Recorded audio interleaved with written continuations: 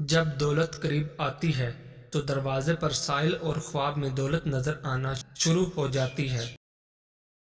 کھانا کھاتے ہوئے اور نیند میں اگر چھینک آ جائے تو سمجھ جائیں آپ دولت سے مالا مال ہونے والے ہو۔ دولت قریب آتی ہے تو 5 چیزیں خواب میں نظر آنا شروع ہو جاتی ہیں۔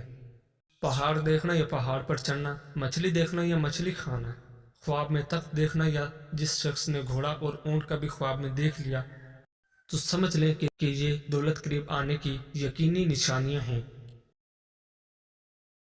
جس گھر میں احمد نام کا بیٹا ہو وہاں رزق کی تنگی کبھی نہیں آتی۔ کھانا کھاتے وقت تمہاری زبان دانتوں تلے آ جائے تو سمجھ جاؤ کہ تمہاری قسمت رنگ لانے والی ہے اور تمہیں کامیابی ملنے والی ہے۔ جس گھر میں عورت ہاتھ سے کپڑے دھوتی ہے اس گھر سے 2 چیزیں ختم ہو جاتی ہیں۔ نمبر 1، ہاتھ سے کپڑے دھونا ڈپریشن کو دور کرتا ہے۔ کپڑوں کا دھونا رنج و غم اور غضن و ملال کو دور کرتا ہے۔ جب آپ کو ہر وقت کسی کی یاد ستائے اور دل صرف اسی سے بات کرنے کو کرے تو سمجھ جاؤ جب آپ کو ہر وقت کسی کی یاد ستائے اور دل صرف اسی سے بات کرنے کو کرے اس پر ظاہر کرو کہ میں تمہارے بغیر ادھورا ہوں، اور وہ خود آپ سے رابطہ رکھے گا، مگر شرط یہ ہے کہ اس کو بھی آپ سے محبت ہو۔ گھر میں خیر و برکت لانا چاہتے ہو تو گھر سے 2 چیزیں نکال دو۔ نمبر 1، گھر میں دیواروں پر لگی جانور کی نقش۔ نمبر 2، بلا مقصد گھر میں پالا ہوا کتا، ان کی وجہ سے خیر و برکت کے فرشتے نہیں آتے۔ کسی فکر کو قبول کیے بغیر اس پر غور کرنا آپ کی تعلیم یافتہ ہونے کی نشانی ہے۔ جو شخص بہانہ بنانے میں بہت اچھا ہو وہ کسی اور کام میں اچھا نہیں ہو سکتا۔ بے وقوف آدمی کا اصل المیہ یہ ہے کہ اس کی کوئی حماقت آخری نہیں ہوتی۔ شیطان کی کامیابی کے لیے یہی کافی ہے کہ خیر و شر کی کشمکش میں اچھے لوگ کچھ نہ کریں۔ پیسہ بدترین آقا ہے مگر بہترین غلام ہے۔ اصولوں کے لیے جنگ کرنا بہت آسان ہے، اصولوں کے مطابق زندگی گزارنا بہت مشکل ہے۔ اعلیٰ اخلاقی سطح اکثر 2 قسم کے لوگوں میں پیدا ہوتی ہے، وہ لوگ جن کی تربیت بہت اعلیٰ ہو، یا وہ لوگ جن کا مقصد حیات بہت اعلیٰ ہو۔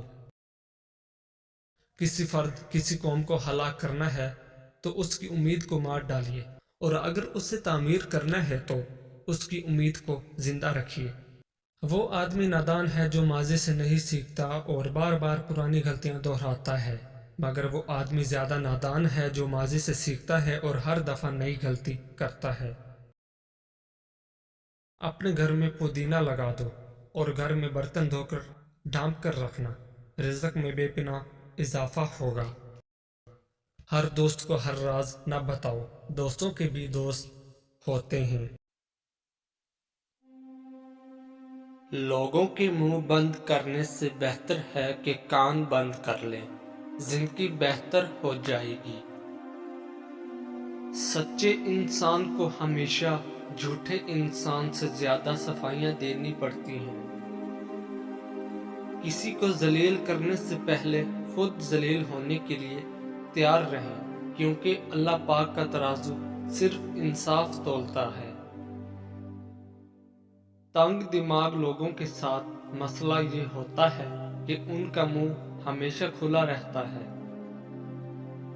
جب قسمت اور حالات دونوں ساتھ نہ دیں تو پھر ان کی بات سننی پڑتی ہے جن کی کوئی بھی نہیں سنتا۔ ایک معاشرہ تب ترقی کرتا ہے جب اس معاشرے کے بزرگ درخت لگاتے ہیں، حالانکہ وہ جانتے ہیں کہ وہ کبھی اس کے سائے میں نہیں بیٹھ سکیں گے۔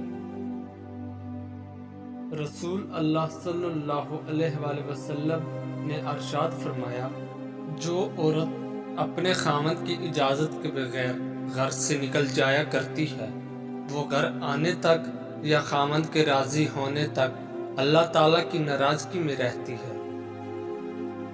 اپنی ضروریات کے لیے دوسروں کی طرف مت دیکھو، جس نے تمہیں پیدا کیا وہ تمہاری ضروریات بھی پوری کرے گا۔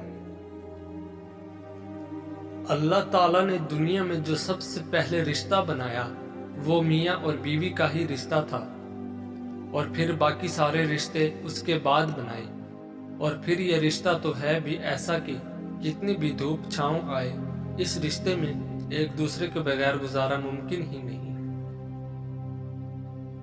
یا مالکو یا ذوالجلال والاکرام، یہ تسبیح بلا تعداد پڑھیں کہ حد سے گزر جائے، چند روز بعد اس کا جلوہ ظاہر ہوگا۔ بحکم خدا فقیر کو غنی کرنا اس کا ادنی کرشمہ ہے، دیگر خوبیاں بوقت عمل خود معلوم ہوں گے۔ ایک بار حضور پاک صلی اللہ علیہ وآلہ وسلم حضرت عائشہ صدیقہ کے گھر میں آرام فرما رہے تھے۔ اس دن نبی کریم بہت خوش تھے، بہت خوشگوار موڈ میں تھے، بڑی بشاش سی طبیعت تھی۔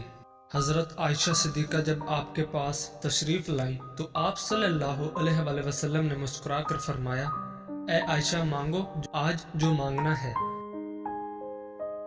جب حضرت عائشہ صدیقہ نے دیکھا کہ آقا کریم بہت خوش ہیں، آج مانگو تو کیا مانگو، اب آپ سوچ میں پڑ گئی کہ یہ مانگو تو یہ چھوڑتا ہے، یہ مانگو تو یہ چھوڑتا ہے، کچھ ایسا مانگو کہ جس میں سب آ جائے۔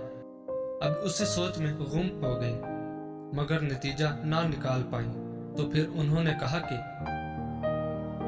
یا رسول اللہ، کیا مجھے اس بات کی اجازت ہے کہ میں کسی سے مشورہ کر لوں؟ تو آپ صلی اللہ علیہ وآلہ وسلم نے کہا، عائشہ کس سے مشورہ کرو گی؟ تو آپ نے فرمایا، یا رسول اللہ اپنے والد گرامی سے۔ تو آپ مسکرائے اور فرمایا، اگر آپ میرے یار سے ہی مشورہ کرنا چاہتی ہو تو جاؤ کر لو۔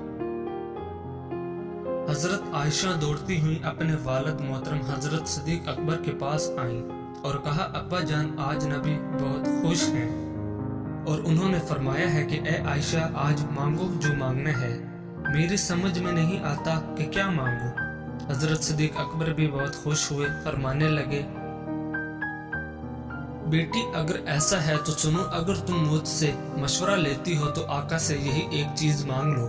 پیارے نبی سے کہو کہ جب آپ معراج کی شب رب سے ملے تھے تو جو خاص ملاقات ہوئی تھی تو اس خاص ملاقات میں کچھ خاص باتیں بھی ہوئی تھیں، ان خاص باتوں میں سے کوئی ایک خاص بات ہی بتا دیجئے، وہ راز جو صرف آپ اور رب جانتا ہے۔ تو حضرت عائشہ صدیقہ دوڑتی ہوئی آئیں، نبی کریم نے حضرت عائشہ صدیقہ کو آتے دیکھا تو فرمایا، عائشہ پوچھ آئی ہو؟ کیا فرمایا میرے یار غار نے؟ کہنے لگی، جی ہاں پوچھ آئی ہوں یا رسول اللہ، بس وہ جو آپ معراج پر گئے تھے تو اللہ سے جو خاص ملاقات ہوئی تھی، اس خاص ملاقات میں کچھ خاص باتیں بھی ہوئی تھیں، تو ان خاص باتوں میں سے ایک کوئی خاص بات ہی بتا دیں۔ آقا کریم مسکرائے اور فرمایا، میرے یار غار نے پوچھا بھی تو کیا پوچھا؟ فرمانے لگے، عائشہ یہ راز کی بات ہے لیکن میں وعدہ کر چکا ہوں، اس لیے ان باتوں میں سے ایک بات میں تمہیں بتا دیتا ہوں۔ تمام جہانوں کے رب نے مجھ سے فرمایا کہ جو شخص ٹوٹے ہوئے دلوں کو جوڑ دے گا اس کو جنت میں بھیجنا مجھ پر لازم ہو جائے گا۔ اب ادھر حضرت صدیق اکبر بڑی بے چینی سے انتظار کر رہے تھے۔ کچھ دیر بعد حضرت عائشہ صدیقہ اپنے والد کے گھر میں داخل ہوتی ہیں تو دیکھتی ہیں کہ حضرت صدیق اکبر بے چینی کے عالم میں ٹہل رہے ہیں، اور وعدہ لے لیا تھا کہ عائشہ جب حضور صلی اللہ علیہ وآلہ وسلم بتائیں گے تو تم آ کر مجھے بتاؤ گی۔ تو وہ جب وعدے کی تکمیل کے لیے پہنچی، حضرت صدیق اکبر تیز قدموں کے ساتھ عائشہ کی طرف لپکے اور پوچھا، کیا فرمایا آقا نے؟ عائشہ فرمانے لگی کہ حضور نے فرمایا، تمام جہانوں کے مالک نے فرمایا کہ جو ٹوٹے ہوئے دلوں کو جوڑے گا اس کو جنت میں بھیجنا مجھ پر لازم ہوگا۔ یہ سننا تھا کہ حضرت صدیق اکبر نے زاروں کی طرح رونا شروع کر دیا۔ بلند آواز میں صدیق اکبر نے فرمایا، بیٹی تم نے اس بات کا ایک ہی رخ دیکھا ہے، جو ٹوٹے ہوئے دلوں کو جوڑ دے گا اس پر جنت لازم ہے، اور جو کسی کا دل توڑ دے گا تو اس پر جہنم بھی تو لازم ہو گئی نا۔ جب آپ کی مشکلات حد سے بڑھنے لگیں تو سمجھ لو کہ اللہ کریم آپ کو کوئی بلند مرتبہ دینے والا ہے۔ جس گھر میں بلی کی رونے کی آواز آئے وہاں رزق کی تنگی آنے لگتی ہے۔